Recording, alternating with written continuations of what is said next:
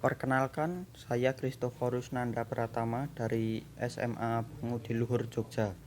Sekarang saya akan melakukan wawancara dengan Kak Ana terkait pekerjaannya sebagai praktisi IT.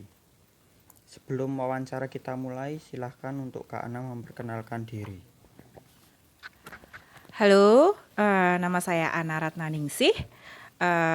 Saya sekarang tinggal di Jogja. Asalnya numpang lahir di Jogja juga, tapi saya besar di Malang. Saya kuliah di Politeknik Elektronika Negeri Surabaya ITS. Lalu saya bekerja ke Jakarta sebagai Association Account Officer di Bank Rakyat Indonesia. Tapi setelah itu saya memutuskan untuk melanjutkan sekolah lagi di ITB di Teknologi Media Digital and Games di bawah jurusan elektro. Setelah itu saya kembali lagi ke Jakarta untuk melamar pekerjaan di sebuah vendor IT, perusahaan swasta yang di bidang industri bank untuk membuat sistem internet banking. Nah, perjalanan saya setelah itu saya pindah ke Jogja, masih di vendor IT dan masih di dunia industri bank, tapi klien saya sudah ASEAN, jadi tidak hanya Indonesia saja. Dari situ saya juga membantu sebagai tim IT di Keraton Yogyakarta. Sekian perkenalan singkat saya. Terima kasih. Nah, itu tadi perkenalan singkat dari Kak Ana. Setelah ini kita langsung masuk ke beberapa pertanyaan yang akan saya tanyakan terkait pekerjaannya sebagai praktisi IT. Pertanyaan nomor 1, bagaimana proses Kak Ana mendapatkan pekerjaan saat ini? Oke, untuk saat ini, jadi sebelumnya kan saya tidak berada di bidang IT ya, seperti yang saya sebutkan tadi di tahun 2008 setelah saya lulus dari Politeknik Elektronika Negeri Surabaya. Saya sebagai Associate Account Officer di Bank Rakyat Indonesia. Di situ saya dapat pelatihan selama 3 bulan dari Bank Rakyat Indonesia, lalu kami ditempatkan ke cabang masing-masing. Nah, di situ saya masih ingin mencoba lagi di bidang IT, makanya saya melanjutkan sekolah. Kebetulan dapat beasiswa dari company, dari perusahaan. Saya menyelesaikan S2 saya di 2012 dan kembali lagi mencoba kembali ke bidang IT. Saya mencoba beberapa termasuk Telkom Riset dan Teknologi. Kebetulan tidak berhasil. Jadi ada beberapa hal yang harus dipelajarin, yaitu tetap update apa saja sih yang terbaru dari teknologi dan implementasinya. Karena kebetulan saya tinggal di Indonesia, jadi yang sekiranya bisa diimplementasikan di Indonesia itu teknologi apa saja. Walaupun di luaran sana teknologi berkembang pesat, tapi apakah sesuai atau tidak di Indonesia. Jadi kita tetap harus update atau mau belajar dan mau tahu apa saja perkembangan teknologi saat ini. Dan untuk pekerjaan berikutnya saya ada melakukan beberapa workshop. Jadi saya mengikuti workshop-workshop yang diselenggarakan di beberapa tempat. Kebetulan saya spesifikasinya adalah sistem engineer. Jadi saya mengikuti workshop Red Hat di Singapura untuk upgrade ilmu saya, lalu agar dapat mengerjakan proyek selanjutnya, karena saya ditantang oleh perusahaan apakah saya bisa mengimplementasikan sistem baru dengan teknologi baru. Jadi untuk adik-adik atau teman-teman yang di sini, teman-teman pangudi luhur, proses untuk mendapatkan pekerjaan saat ini itu kita harus tetap belajar dan belajar terus, tapi jangan lupa untuk melihat sekitar kita juga. Jadi boleh kita mengikuti perkembangan, tapi apakah sesuai atau tidak dengan lingkungan sekitar kita. Kira-kira seperti itu. Nah, kita langsung ke pertanyaan nomor 2. Usaha yang Kak Ana lakukan untuk meraih cita-cita atau harapan. Ya, karena di bidang informasi teknologi atau teknologi informasi itu perlu update terus. Jadi kita jangan lupa untuk selain belajar, berlatih juga terus menerus. Misalnya kita mau fokus, saya mau jadi solution architect, berarti saya harus update di bidang itu. Saya harus ikut workshop dan jangan lupa untuk ambil sertifikasi untuk membuktikan diri bahwa oh kita sudah mumpuni, kita sudah sesuai belum dengan minat bakat kita, sudah sesuai belum dengan bidang kita. Jadi ada patokan atau ada parameter bahwa oh oke, saya ternyata baru sampai sini. Nanti kalau kita mau berkarir di situ secara profesional dan secara mendalam, kita harus terus belajar dan mencoba untuk sertifikasi. Nah, pertanyaan nomor 3. Hal apa saja yang membuat Kak Ana semangat atau menjadikan diri kuat dalam meraih pekerjaan? Ya, hal apa saja? Jadi ini kembali lagi ya, kebetulan saya dulu waktu SD SMP pernah dibelikan komputer atau PC zaman dulu ya, masih PC yang belum tipis ya, masih kotak-kotak gitu, masih tebal. Jadi saya suka otak-atik, suka bongkar-bongkar. Kira-kira kalau ini dibongkar, ditambahin ini jadinya apa? Terus kalau dilepas, terus dinyalakan jadinya seperti apa? Jadi berawal dari ketertarikan hal tentang komputer, lalu penasaran, jadinya terus-menerus menggali hal itu, mencoba untuk lebih tahu lagi, jadi semangat gitu, mau coba nih, mau coba lagi. Nah terus kalau apakah pernah gagal? Pasti pernah gitu kan, pernah bisa membongkar tapi tidak bisa mengembalikan. Tidak apa-apa, itu tidak ada masalah menurut saya. Namanya juga percobaan, makanya itu kita tetap harus berlatih gitu kan. Jadi saya ada satu patokan atau satu pegangan, sekalinya kita mencoba, mau gagal berkali-kali harus kita coba terus. Kecuali kita sudah mentok atau sudah tidak ada jalan keluar, kita cari bantuan. Zaman sekarang banyak Google ya, jadi kita coba masuk ke forum-forum, masuk ke komunitas-komunitas praktisi IT atau profesional IT. Di situ kita bisa berdiskusi dengan siapapun, tidak terbatas hanya Indonesia. Jadi saya juga ikut beberapa komunitas dari ASEAN, APEC, Asia Pasifik, dan Worldwide atau seluruh dunia. Jadi beberapa hal kalau saya merasa tidak ada solusi, ya saya akan mencoba meminta tolong dari beberapa komunitas tersebut. Jadi kita tetap harus semangat. Dari situ kita dapat solusi. Kalau kita sudah menemukan solusinya dan berhasil, rasanya itu lega banget. Maksudnya, oh oke, saya bisa sampai titik ini. Itu yang membuat saya semangat sampai sekarang untuk menekuni bidang ini, terutama sistem engineer dan solution architect. Pertanyaan nomor 4. Perjuangan yang berkesan selama ini menurut Kak Ana? Oke. Jadi ada beberapa. Waktu saya dipercaya oleh kantor saya sebelumnya yang di Jakarta, saya dapat proyek dari Vietnam. Saat itu tidak ada, jadi kekurangan sumber daya manusia untuk mengerjakannya. Jadi saat itu saya dikirim ke sana sendirian, tapi tidak serta-merta sendiri banget, enggak. Dari tim saya, dari tim sistem engineer, saya sendiri, tapi ada beberapa tim lain seperti developer dan bisnis analis juga ada di situ. Tapi kan yang untuk membangun sistemnya kita butuh server, kita butuh mempersiapkan environment-nya atau mempersiapkan kebutuhan para developer. Nah, itu saya yang membantu membangun atau mempersiapkannya. Jadi saya bekerja sama dengan orang Vietnam. Di situ saya cewek sendiri. Jadi di situ sangat berkesan sekali. Jadi di satu ruangan besar, meeting bersama-sama, yang wanita hanya saya. Dan saya satu-satunya orang Indonesia dikelilingi oleh orang Vietnam dan Singapura kebetulan waktu itu.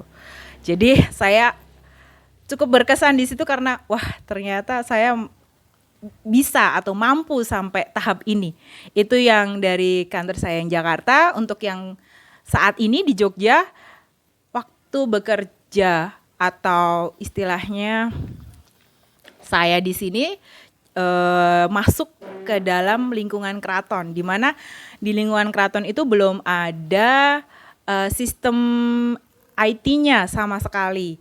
Jadi mulai dari bawah, di mana data-data itu masih berdasarkan kertas atau paper base, dan membiasakan mereka. Dan kebetulan saya ada di divisi Tepas Tondo Yekti di bawah Penghageng Gusti Kanjeng Ratu Hayu. Memang itu adalah departemen khusus untuk IT atau informasi teknologi dan dokumentasi. Di situ saya membantu beliau untuk membangun server, dan nanti data-data hasil liputan atau hasil digitalisasi akan ditaruh di sana. Saya memulainya di tahun 2017, waktu itu saya berdiskusi dengan Gusti. Di tahun 2017 bulan Juni, saya ketemu di Jakarta, lalu saya dapat challenge di bulan September, gimana caranya akhir tahun di Desember 2017 server ini sudah jadi, dan di tahun 2018 sudah bisa digunakan oleh teman-teman Tondo Yekti. Jadi saya melakukan membangun sistemnya dan memulai mensosialisasikan ke teman-teman Tondo Yekti untuk bisa menyimpan data-data digitalnya di server itu. Jadi semuanya dalam satu tempat. Jadi tidak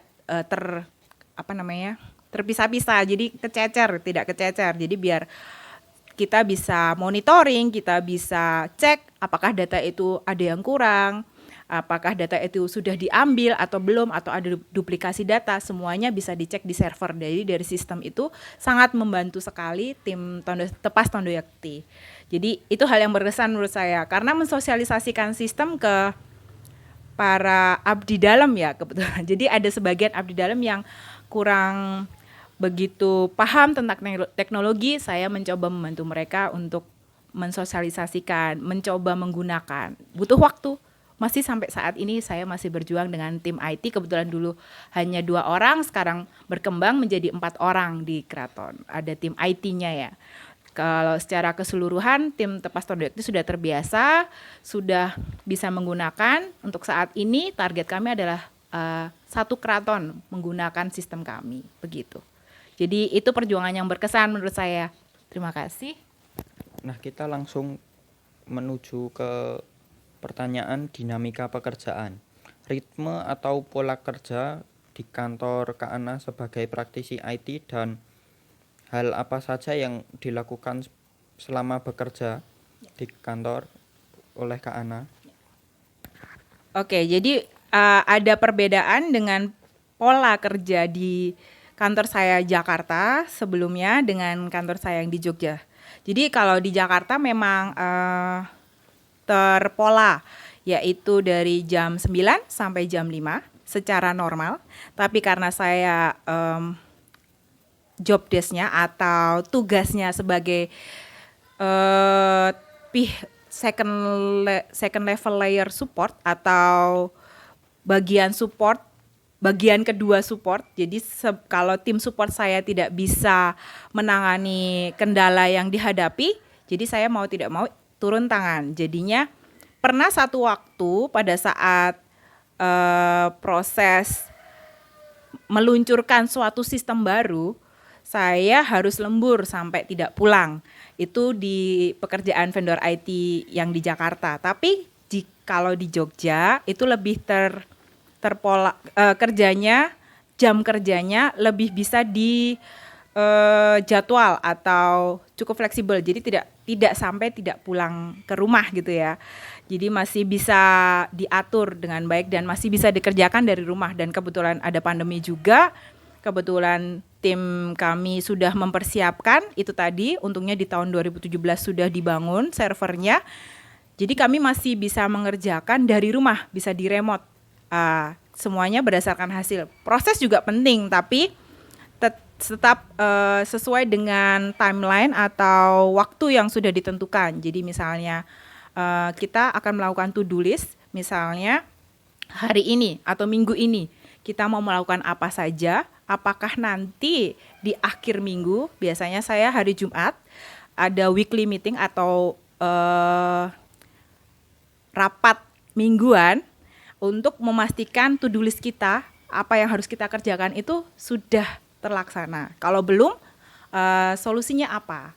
Mitigasinya seperti apa? Begitu. Jadi nanti kita bisa melanjutkan lagi di minggu depan dengan PR, to-do list atau hal yang harusnya dikerjakan minggu lalu itu belum, itu mau dikerjakannya seperti apa. Jadi ritmenya itu bisa disesuaikan dengan load atau dengan seberapa bisa kita memanajemen waktunya gitu. Jadi selama kita bisa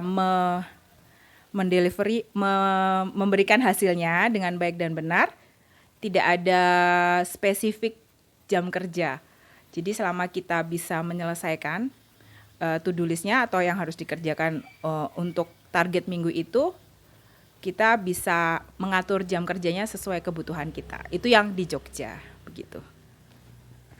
Nah, pertanyaan terakhir. Pesan untuk para siswa dalam menghadapi dunia kerja. Oke, jadi untuk teman-teman SMA Pangudi Luhur, jangan lupa belajar pasti. Jangan lupa juga rajin untuk update atau memperbaharui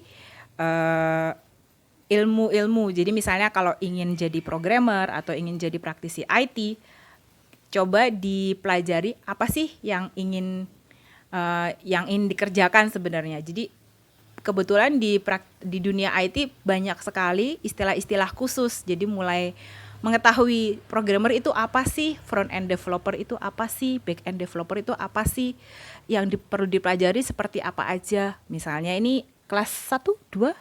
Nah, kelas 1, mumpung masih kelas 1 nih, kan ada eskul ya? Eskul apa nih? Pemrograman. Nah, eskul pemrograman. Pakai bahasa? Java. Nah, pakai bahasa Java. Java itu cukup general di dunia industri, apalagi di dunia korporasi gitu. Jadi kira-kira Java itu seperti apa? Kira-kira komponen Java itu kalau mau mengerjakan dengan bahasa Java itu membutuhkan apa? Lalu berkorelasi dengan apa saja, apa yang bisa dibuat dari bahasa Java, itu banyak sekali ilmunya. Bisa juga di Google banyak sekali, yang gratis ada, yang berbayar aja. Monggo, silahkan dieksplor sedemikian hingga sesuai kebutuhan. Jadi tetap belajar, tetap penasaran, tetap rasa ingin tahunya, tetap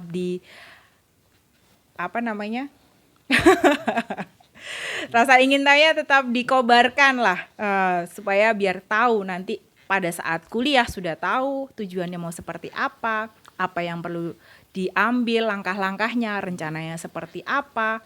Lalu nanti pada saat kalau mau bekerja, kita udah tahu setidaknya ada amunisi atau materi yang sudah dipegang. Oh, seperti ini. Nanti rencananya seperti ini. Dan jangan lupa ada rencana kedua. Kalau misalnya plan pertama tidak sesuai, lalu apa berikutnya? Rencana kedua juga harus disiapkan. Gitu. Nah, itu tadi wawancara singkat saya dengan Kak Ana. Sekian video wawancara saya. Terima kasih.